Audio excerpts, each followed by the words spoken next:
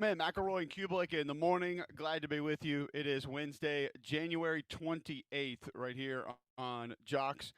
We have a full show for you. A lot to get to today. The recruiting rankings, final rankings for this past cycle are now out. And no more switching around, no more changing around, GMAC, because everybody's committed, decided where they're going to go. So we have to this is the official final rivals recruiting rankings. And so we have to stick by these moving forward, no matter where they go, where they end up.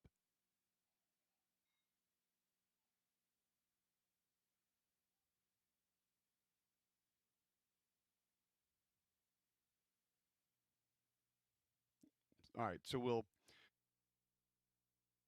rankings. And on the show today, we're going to continue to discuss that when you look at where these guys are going to end up, where they're committed now. And I want to get into a conversation kind of about quarterbacks from a recruiting standpoint and how that may be managed, may be handled moving forward. Charles Power is going to join us at 8 a.m. this morning. He is the director of scouting and rankings at Rivals. So we'll get his thoughts on kind of where some of these final rankings are for this cycle, what it means for the schools that some of these players are going to attend, and then what it's going to mean where they're going to attend other places. Because I wonder what this is going to do for the quarterback recruiting in general moving forward. We've seen how many quarterback recruits in different classes have already moved. I mean, you go to 16 to 22 quarterbacks in the 24 class already gone, whatever it is. 18 to 21 4-star, 5-star quarterbacks already gone in the 23 class. And most of these guys are on the move. Most of these guys go in different places. And you just look at this past.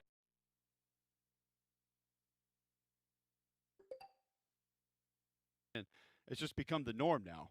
So what does that change about how we view Jared Curtis going to Vanderbilt?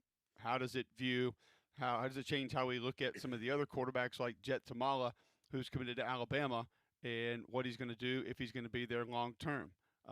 Diabell, who's going to go to Texas. How do we view that? How do we look at that? So these final rankings are in. We'll talk to Charles about them and just kind of discuss what it means, what it's going to look like, and then where these guys are going to go. And the other difference is when you look at the recruiting rankings overall, you take this top 32 of the final 2026 Rivals rankings, 32, they stop there because those are the 5-stars that are in the class. You see where things are already different. You just go down and look at the logos next to the name. You get the traditional powers. Notre Dame's got a couple in there.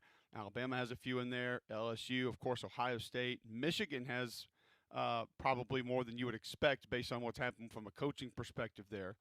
But you got Vanderbilt at number 2. Miami's back up at number 3, a school that hadn't really been there for an extended period of time. Houston, number 4. Number 5 player, according to Rivals, is headed to Utah. The number 6 player, edge, Zion Ely, is headed to Maryland. So it's not just the normal cast of characters anymore when we continue to look at the changing landscape of college football. But I do wonder what it's going to look like moving forward as far as how people continue to recruit quarterbacks.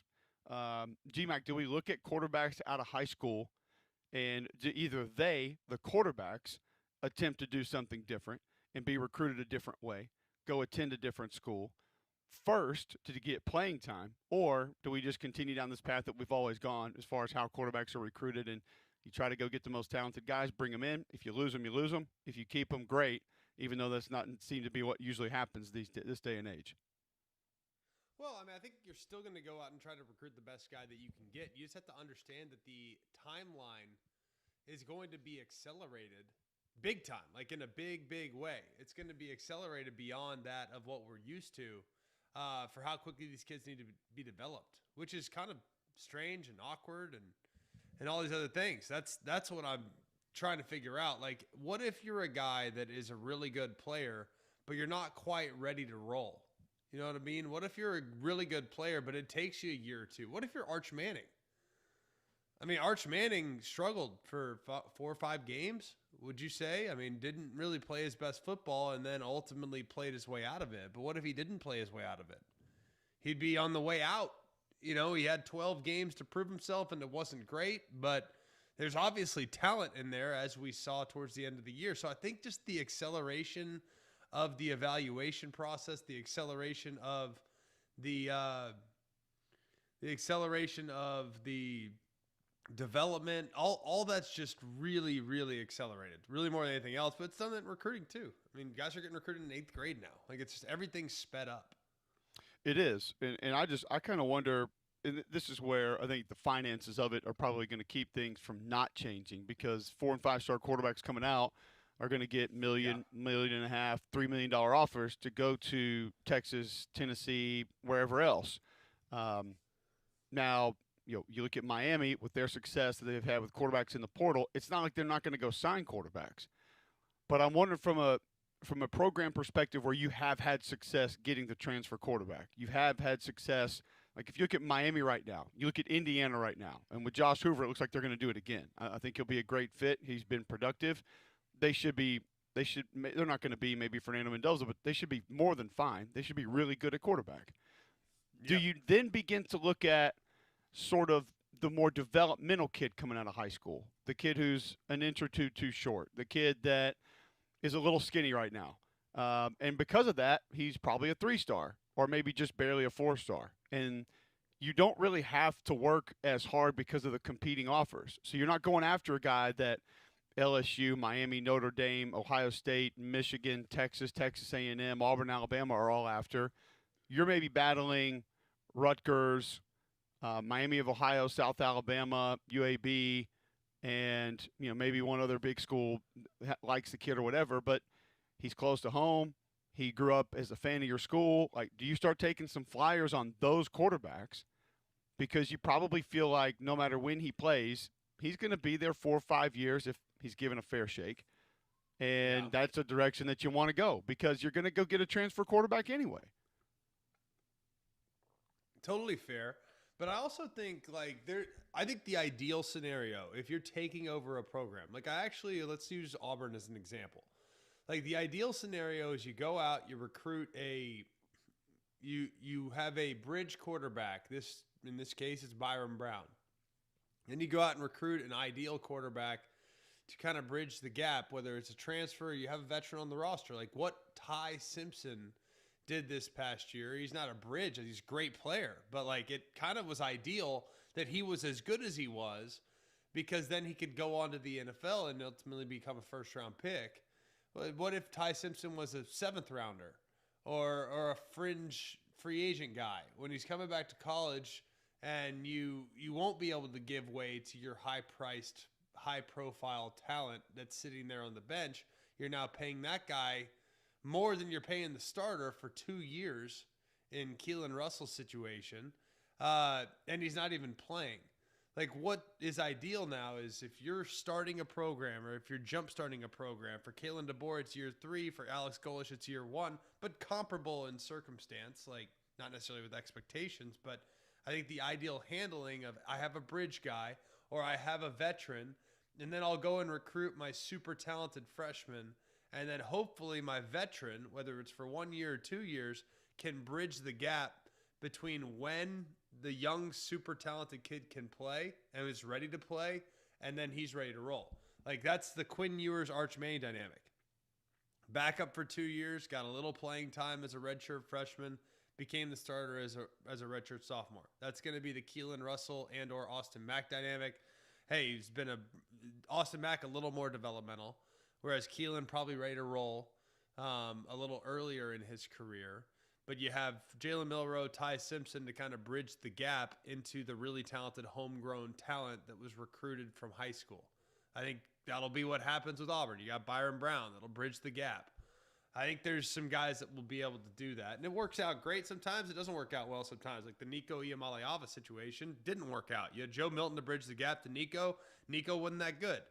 So, like, yeah, it didn't work out all the time, but I think that's the way that you'd like in a perfect world to kind of set your program up from a quarterback recruiting standpoint.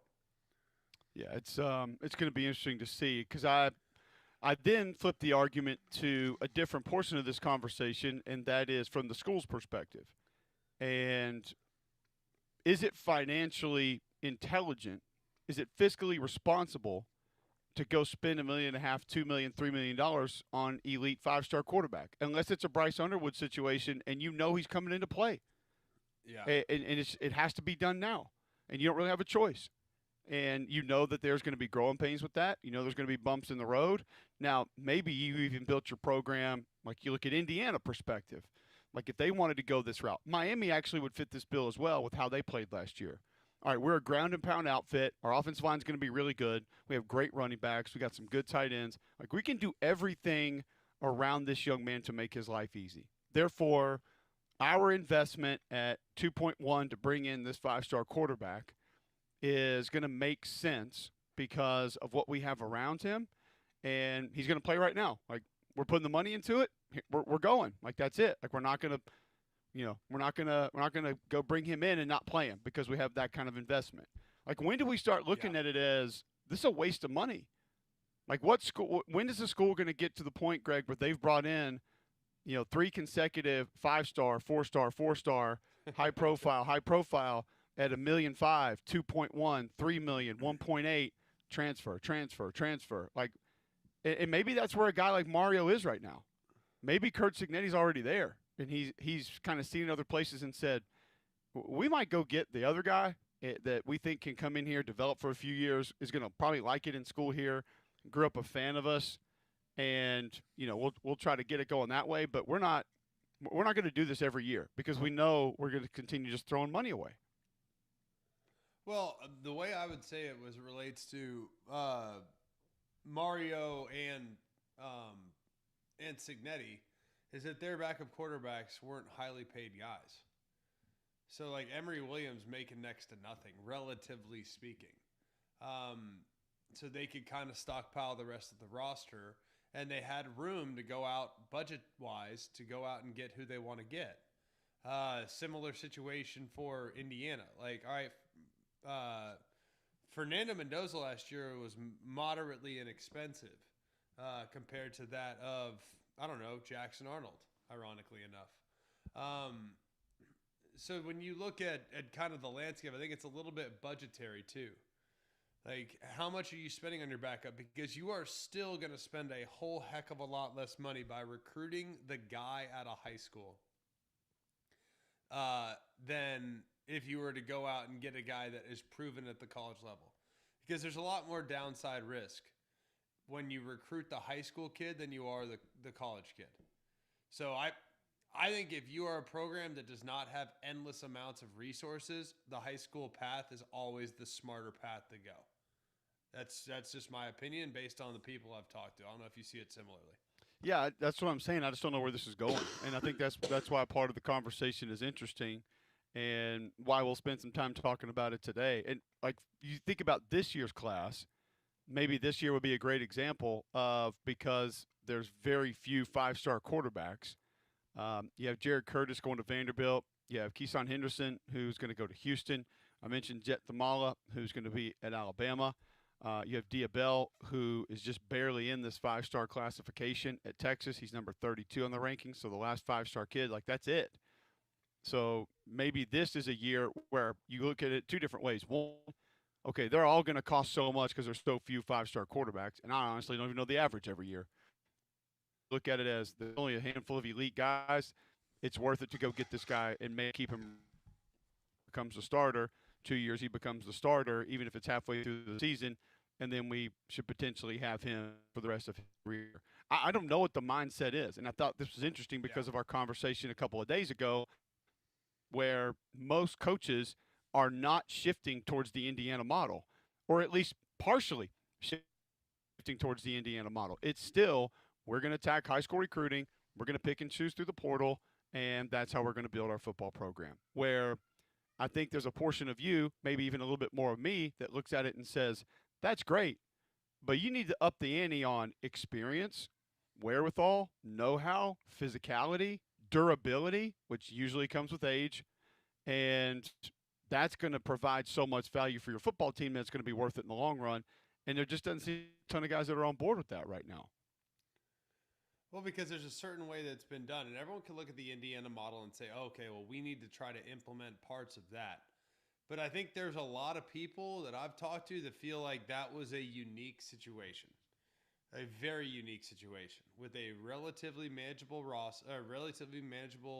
situation last year to create some momentum with a very gettable schedule, almost an embarrassingly bad schedule in 24. Some of that momentum that was created last year was carried over. Proof of concept was delivered upon. They hit on the quarterback, and they had a bunch of guys that still understood the nuance that had played, 3-4 years of college football, whether it be at JMU or at a place that's comparable to JMU. So the buy-in was simple last year. There's a lot of people that are skeptical about whether or not it can be continued. Like the, hey, 1-year rental, one and done guy. A lot of people are skeptical about that being able to be sustained if you don't have the Aiden Fishers, that the linebacker that knew that had played 3-4 years of football for the same defensive coordinator and can align everybody up. Yeah. There's questions about that. There's people wonder whether or not it can be sustained absent D'Angelo Pons, who's been playing for 4 years, who knows how to disguise covers, has played in the boundary in the same defense for 4 straight years, has played 48 plus games at corner, which is ridiculous. If you don't have the Heisman Trophy winner, like there's a lot of people that are skeptical about it being continued at what they just accomplished. Now, I was skeptical about it coming in because I thought they lost some really good defensive tackles off the 2024 team.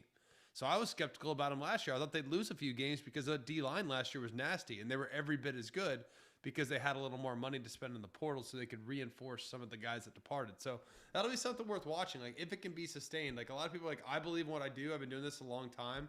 This is how I've always done it, so I'm going to stick with the process.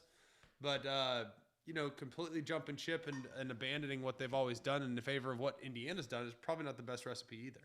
Yeah, I don't think that you just completely, S-can everything that you've ever done and say this is not going to work anymore. We're going to follow his model. I just mean portions of it where you look at, adding some veterans specifically at the line of scrimmage, maybe more veterans than we have been or we normally would, seems like it's going to be extremely valuable. Finding guys that have maybe a slower 40 time or fewer stars by their name that have played in 42 college football games, that's going to give us a big advantage. Now, being in the system, being around the system, I get it. I understand it. It's that also gives you certain advantages, and you're not going to be able to continue to go get older guys that have game experience in your system over and over and over. So we'll see once we get down the road how it goes for Indiana, but I just believe that there's a portion of it that people are not really looking at and saying, hey, let's go try this because we think this can work. Let's go do this because it seems like that's the part of it that's giving them some of their big advantages, and we can replicate part of that. We can go get guys that have at least been in similar defenses or have played that position in another defense that is very comparable to what we're going to ask our guy to do, and he's played in 32 games. Oh, and by the way, he played fairly well in 32 games. So let's go see how that operates. But how many guys are there like that, though? Like, I honestly, I totally get what you're saying. Are there a lot of guys like that? I don't know. That have played 32 games that are willing to move? Yeah, but they're not 5-star guys. And they've been playing at Troy and Utah State, and they've been playing at New Mexico State. And I don't know how we're not past that. I don't know how we hadn't gotten to the point where I'm not saying every kid, but a lot of these guys from lower levels of football can't come help you. Like, that stigma should be over by now. We've seen too many guys do it. The JMU guys doing it. I mean, look at Juice Wells when he went to South Carolina when he was healthy and actually liked football. Like, he was unbelievable. Look at what Vanderbilt has brought in from Liberty in New Mexico State and helped them win football games. Now, that's a similar discussion that you just had about Cignetti and same system. That's fine. But they still physically held up and still physicality or their physical makeup or abilities weren't a problem. Like we all thought when this thing first got going and the portal first started ramping up, you can't go get a guy from, you can't go get a guy from the Citadel and he's going to come play for you. Like, that's a waste of time. Like, don't go get a guy from Alabama A&M because he'll never be able to play for you. And it's just not real. It isn't. It's been proven time and time and time again. So those kind of guys, Greg, are the ones that I'm talking about. And I'm not even talking about this with your first 22 per se. Like, yeah. How many teams have we seen the last 2-3 years of college football? They lose one offensive lineman, and now they're reshuffling the deck, and the whole thing looks like it's messed up, and it's just gone, and you're never able to get it right. or you lose one guy in the middle of your defense, and next thing you know, you're a completely different run stopping group. So I just think your rotational guys, your depth guys, from that perspective, even more so. Because if I'm going to fill in with a backup guard or tackle, I'd much rather have a guy at any level of football that has played in 22 games than is at a high school that has a really nice kick set and dominated people in pass protection without pads on. Like that's again, that's just me though. Like I'm kind of weird about this stuff, but that's the part that I look at and kind of wonder, like, man, are is this really the way to go? We'll see. We'll find out. We'll continue talking about it, continue discussing it. Long way to go right here on Mac and Cube in the morning. You can be a part of it. 800-239-9569, 800-239-WJOX. Tweet in at Mac and Cube. How would you like your school to recruit specifically the quarterback position moving forward? We'll continue the discussion right after this on Jocks.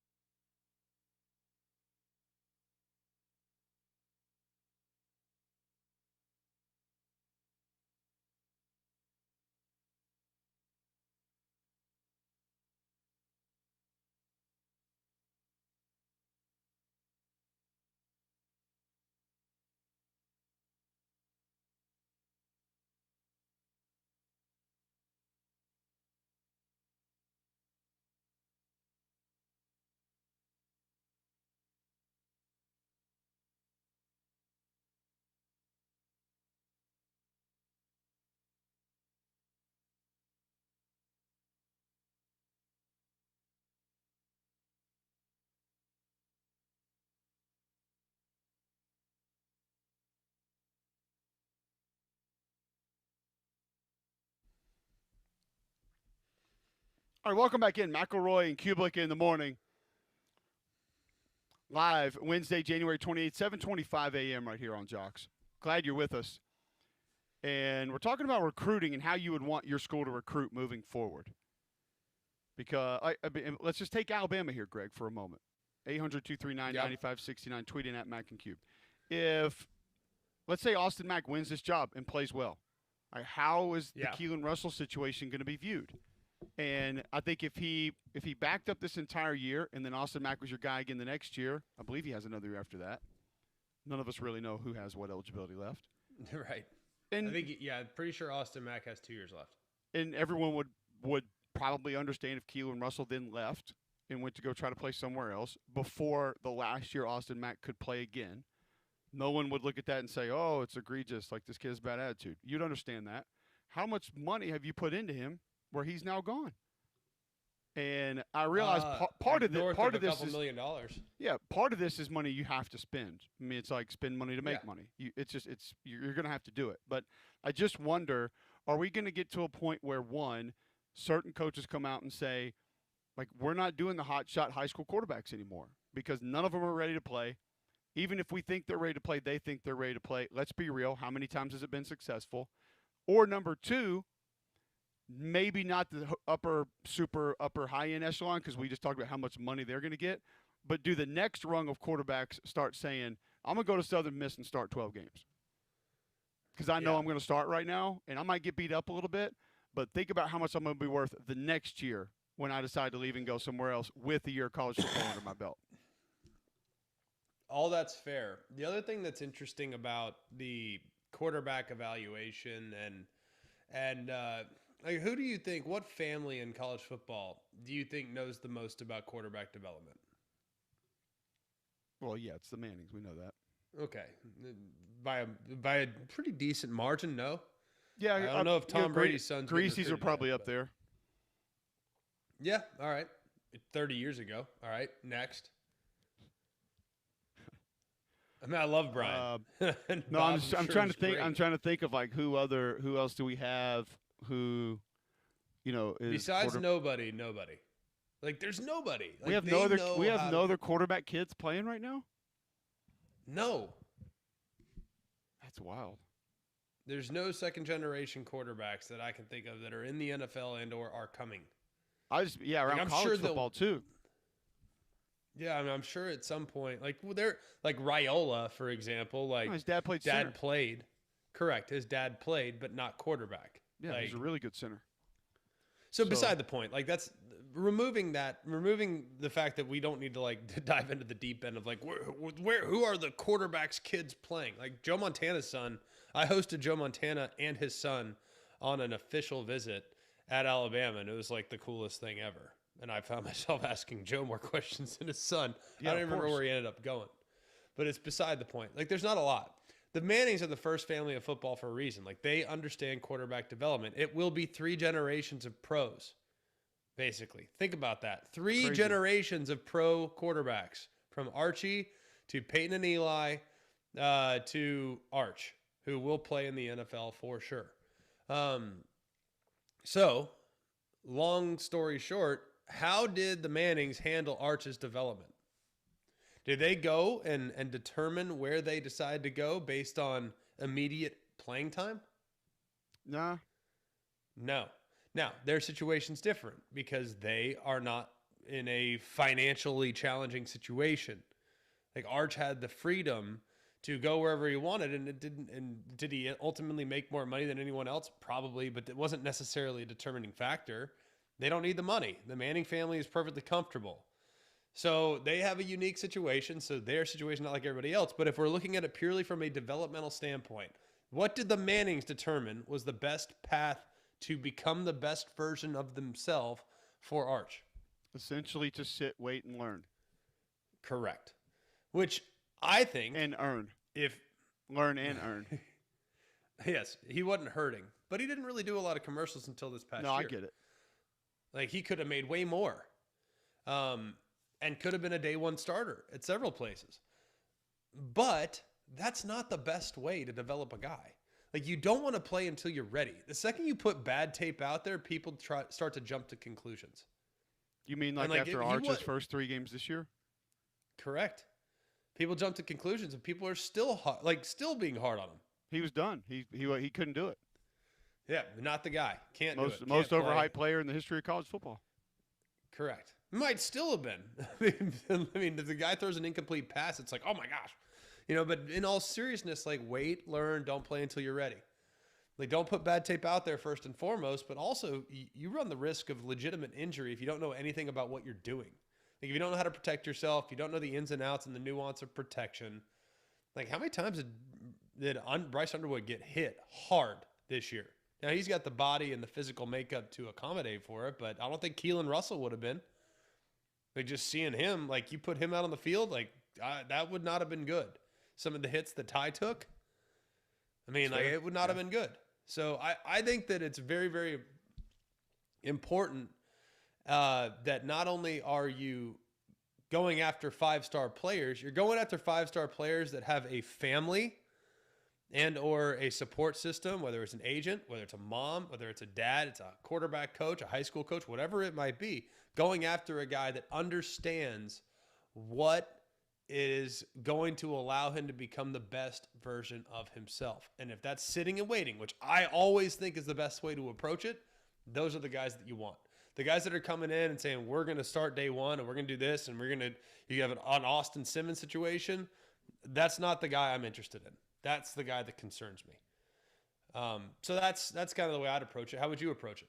Yeah, in a similar instance. But I do think that I think there's a part of me that would sit back and say, if I can find 3-star kid that I love his personality and I love his intangibles, and physically he may never really be the guy, but he could turn into someone who, if we needed him for 2 drives or 2 games in the middle of the season, he wouldn't kill us.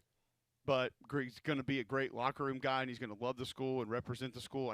I might start taking a few more of those kind of quarterbacks, honestly. Yeah. And who knows if they're where are they even? How many of those are there? I don't know. Are there a lot? Are there a few? Are there a ton? Probably not. Or I'm sure other people would at least take flyers on them because you probably didn't have to give them a ton. Because if you're competing with, Northern Illinois and South Carolina State, you're probably not competing with a ton of money to be able to say. Look at Troy lost their starter to go be essentially 3rd string at Texas last year. Ends up playing a little bit, and we had a reporter come on. Joe Cook told us he made no money in NIL, 0. He just wanted to go play quarterback at Texas. Quote fingers. Didn't even know if he was actually going to be able to do that in a game. So yeah. There are a lot of different ways to do it, a lot of different ways to manage it. It's interesting to think about where it may go financially and from a strategy standpoint. Trent is in Trustville, wants to chime in on this topic. Welcome into the show, Trent. How you doing, man? Hey, man. Good morning. How are you guys? Great. Thanks for being with us. Yes, sir. Hey, I wanted to bring in something different to your debate. Hopefully it doesn't mess it all up. But looking at Indiana and what they did versus recruiting high, 4 and 5-star kids, I wanted to ask y'all guys this. I know Indiana improved by getting Signetti and bringing in some of the JMU guys. I don't think they'll go back to the bottom of the Big Ten. I think there'll be a pretty good team going frontwards. But do we believe in the American underdog story anymore? Like the 80s USA hockey and the Billy Bean athletics teams? Could that group of guys just been a good group of guys that overachieved? And, somewhere in the future we look back at that. I don't know how many gold medals the USA hockey team has won since then. I know the A's haven't won anything. But I played ball up through college. From the time I was 5 to the time I graduated, it was always the teams with good coaching and good athletes that won. I think Indiana's going to remain good, but I don't know if they'll stay, in the national title hunt going forward. I don't know. I haven't heard anybody talk about the underdog story at all. I was just going to throw that guys at you. I'm big fan. Hey, Trent, but I do want to ask you one question. I want to ask you one question real quick before you go. Yes, sir. What college team right now do you have a lot of confidence in that is going to be in the national championship hunt every year? Ohio State and Georgia. Okay. So that's it. I think, so we'll probably give right Indiana now, a lot of advantages if there's only 2 schools that seemingly have a great percentage of being in there every year. So, because I'm with you. There's not a ton of programs I look at and say they have the recipe. They're going to be there every year. No doubt. No doubt. And the things Greg was just talking about, the buy-in and, there's a lot to it. Y'all know that. There's a lot to it over what your star rating is. And there's so many things. The Sure, psyche of the athlete, how they show up on game day, whether they just broke up with their girlfriend. There's so many things that go into that make for it sure. complicated. But I just think, like I said, and I'm not trying to discredit what Indiana done is fantastic. But and not trying to disrespect Signetti or those players. I'm kind of thinking it's an underdog story, and I love it, but I don't know if we'll see it again. No, it's a great point. I appreciate They're the not call. going anywhere, but I just don't know if they'll be as dominant. Like, I mean, that's the question. I mean, will they be? That was a dominant football team this year. Yes, They're that's not fair. going anywhere. They're going to be really, really good. I think they're going to be excellent for the foreseeable future. Like, I would not bet against Indiana. I would not bet against Cincinnati or Signetti. But I do think at the same time, to recreate the magic of execution that they were able to create on a week in, week out basis, game in, game out basis, that is not going to be an easy thing to account for, in my opinion. I don't know if you see it the No, same way. Like, that level of dominance is rare, first and foremost. And secondly, that was a special group of players. and finding those people, it's one of the things I talked to Bielema about at the bowl game. Like, so we talked to 4 or 5 of their players, and then when they talked to us about their players, it was the same story of even if it was high-profile guy at a high school that was highly recruited, now they had changed and they were different, and they kind of saw things in a little bit of a different light. How do you get those guys? The personality recruiting, I think, is more difficult than anything else right now. We've always talked about finding a quarterback, evaluating tackles, whatever it is. Evaluating the person is the most difficult part because you get 3 phone calls to do it or 10 minutes of FaceTime to do it, and that's it. And you got to Right. know this is a guy who fits my program from an individual standpoint. It's a fun conversation because we don't know where it's going or what it's going to look like. We'll continue discussing it, have more on it when we come back next right here on Jocks.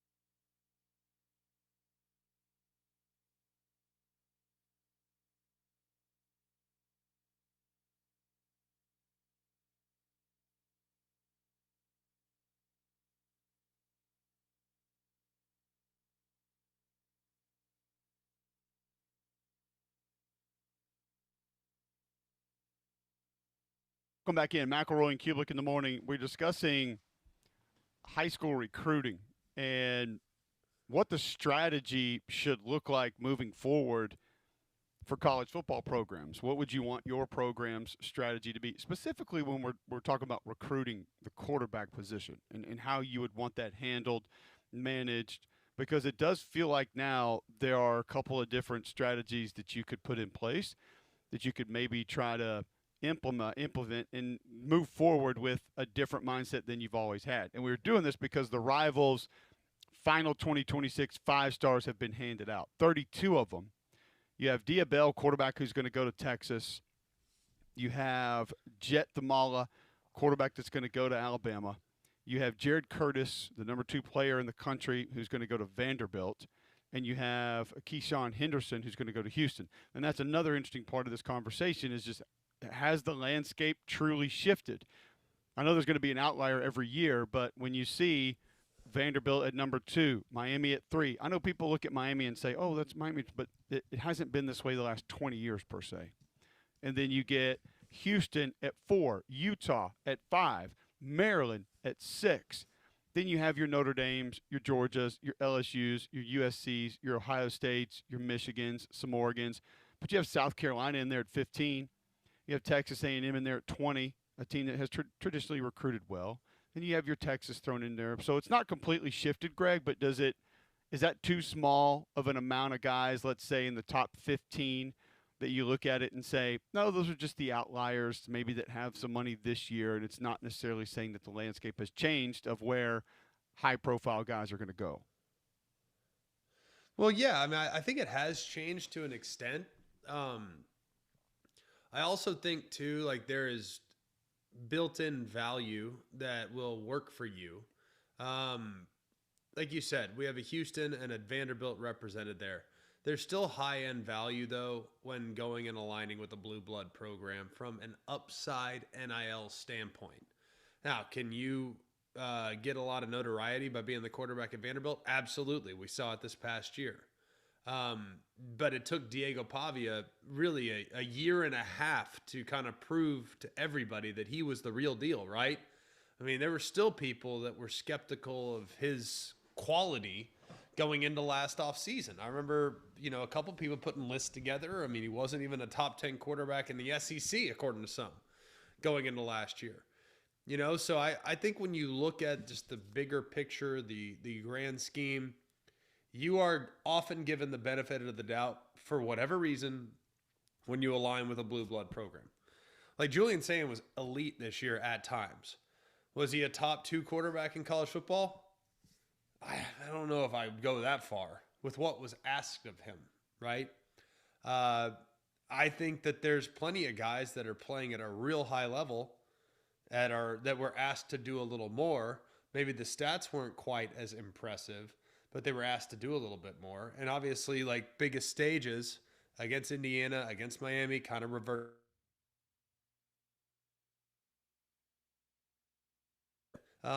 So I think that, but because of where he played, who he played for, the platform that he was on, probably has some real upside NIL wise. So still benefits to signing with the blue blood, but maybe they're not as significant as they once were. It's fair. And we don't know if this is something that you look at is going to impact the way players view it. And do players begin to value playing time more than that initial NIL check? That's going to depend on the person, obviously, personal situation. Won't always be the same at different places for different guys. But I do think it's intriguing to look at and think, are we going to see a guy that openly says, hey, I wanted to go play. Yes, I got X amount more offered from Michigan, from Ohio State, from USC, from Texas. But I went to Texas State so I could start immediately. It was a similar offense to what I was running in high school. It gave me some advantages. I'm going to get a year under my belt, and then I'm probably gone. And how much bigger would that check be if that were to go well over that first season? Even if you just put your skills on display. Like, I don't know, Greg, what would the portal look like for Bryce Underwood right now? See, I think it'd be maybe even a little less than it was last year. Yeah. See, like there were parts of his game this year that were really solid. There were also some parts where it's like, oh boy, you got a little ways to go. And they protected him some last year too. And who knows? Maybe it was offense. Maybe it was weapons. Like I thought they had good players around him. I thought they did a pretty good job in kind of giving him some talent to rely on, more so than what they've had at wide receiver in the past. Like they had some juice at wide out. So I do think it's changed a little bit, but would he be as valuable right now as he was last year? I don't know. See, I don't think so. But I'm not certain about that either, because if the schools that valued him the most coming out, let's just say LSU and Michigan, right? That's who it was between. If Bryce Underwood wouldn't have been in the portal, and I realize it's a different staff, but there are some people who say that those discussions were had anyway. And we knew coming out, LSU was a place he wanted to be, wanted to go. Now it was Lane Kiffin. Are they putting up what they were going to put up before? We don't know. We'll never know the answer, but I think in instances like that, you would probably say probably. Yeah, if let's say the coaching staff didn't turn over, and that was the guy that was their guy coming out of high school, and he went and actually played a year of college football, and didn't go to the bathroom down his leg. You're probably like 6'4", 230, 228. Like has shown a little bit of ability with what he's able to do. Like yeah, we'll take him. We'll take that flyer. Oh, it was $8 million then. You still got it for the next 2 years. And by the way, we don't have to develop you for a year. And that's the part that I think I'm kind of struggling with. If it's not elite play and it's not great play, but it's a year of development that you don't have to then go put into it, how does that change the price? How does that change where the value is? How does that change financially how you look at it? That's the part of this that I think is most intriguing moving forward, because you're paying $1.5 million, $2 million for a kid to come in and hang out and try to get better. And you don't know how much of that they're putting into it. Like that's one of the things with Austin Mack that I know Kalen DeBoer loves. Like he raved about how Austin Mack on Sunday mornings after a game is out there at 6 a.m. working his drops, going through his progression, like working his reads. He's out on the field doing his footwork stuff, like throwing balls. Like you don't know if you're getting that guy. So if you had him in your program for a year, you know what you have mentally, emotionally, from a behavior standpoint. Like this is what we have. Okay, cool. We're moving forward with it. So I think it's fascinating to think about how this could change, may change, might change down the road when we think about the money that's going to be put into this position. Yeah. And I also think too, like there is a way of going about doing it. Like the best blueprint that we've seen in recent years is probably Oregon, right? They go from Bo Nix, who was a plug and play, had started a long time at Auburn, right? Kind of jumpstart the program. He comes in at the exact same time as Dan Lanning to kind of bridge that gap. They try to recruit behind him. I don't know if they even had anybody at that point, but he's their guy for a couple years. After he departs, in comes Dylan Gabriel. At the same time, they go and get Dante Moore. They tell Dante Moore, hey, man, you're going to learn. This is a guy that in front of you has played a ton of football at UCF and at Oklahoma. You're going to learn from him, and in a year when his eligibility's expired, you're going to be the guy. That, to me, is a really good way of doing business. They've followed it up now with Dylan Raiola. You're seeing Lane Kiffin approach the exact same way. Lane Kiffin goes out, gets Sam Levitt. That's going to be the one-year guy that's going to jumpstart the program and kind of get it going. Behind him, they bring in Hassan Longstreet, who can kind of be the Dante Moore to Sam Levitt's Dylan Gabriel. That can help bridge the gap. And then Longstreet will be the guy for a couple of years. Like I think that's like the best way when you're starting out a program. You're trying to jumpstart a program. If you're at a different spot and if you're a peak and valley team, that's probably the way you approach it. Maybe the same can be said at Penn State with how they're approaching it with Rocco Beck. Bridge guy, and then go get a top shelf guy to maybe potentially take over next year. Like that's probably the best way to go about it. I don't think it's easy to do. You got to convince a 5-star guy to come and sit, but I still think it's probably the most logical way of handling your business. Yeah, and I think the bigger question that I want to try to start answering on the other side is how long are we just going to do what's been done? Are there new exit ramps that can be extremely valuable that just no one's willing to take right now? We'll discuss that next right here on Jocks.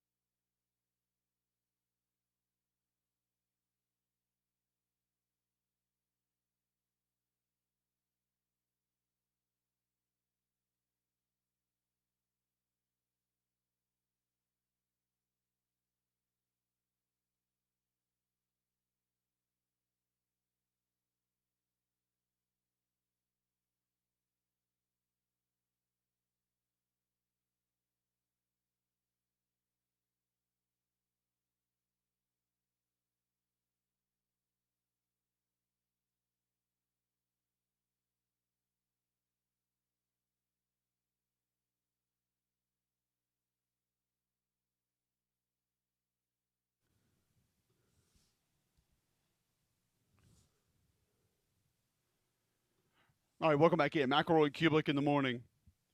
You just wonder when we have this conversation about recruiting where it is, where it's going, specifically at the quarterback position. Is there an exit ramp that these coaches are going to be willing to take? Do things a different way, try things a different way. And I don't. There's probably some ideas out there that we haven't mentioned, haven't talked about.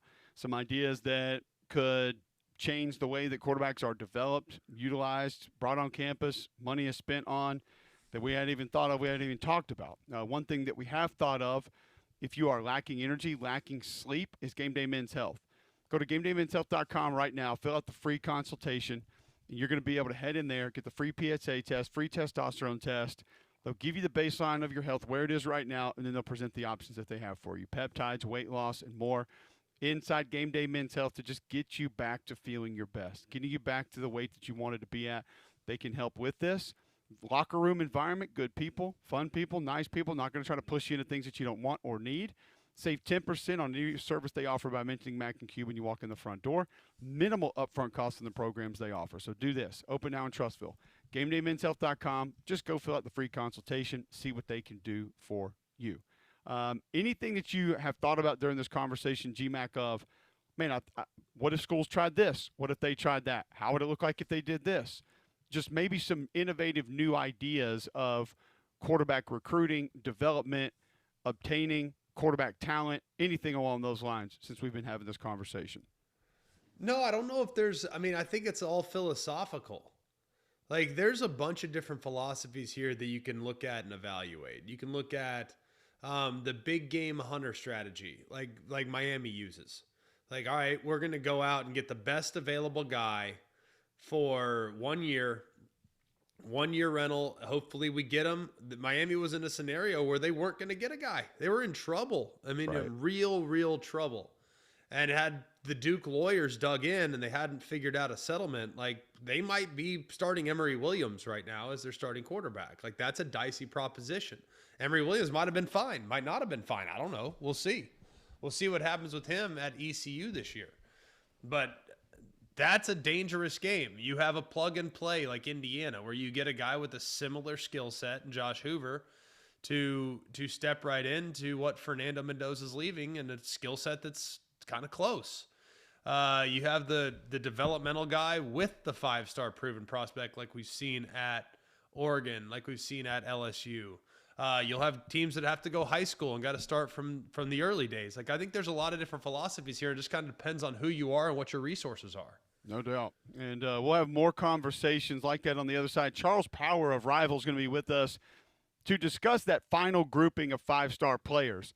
One, a quarterback headed to Alabama. His expectation for him and what that position may look like on the capstone for years to come. We'll discuss that and more next right here on Jocks.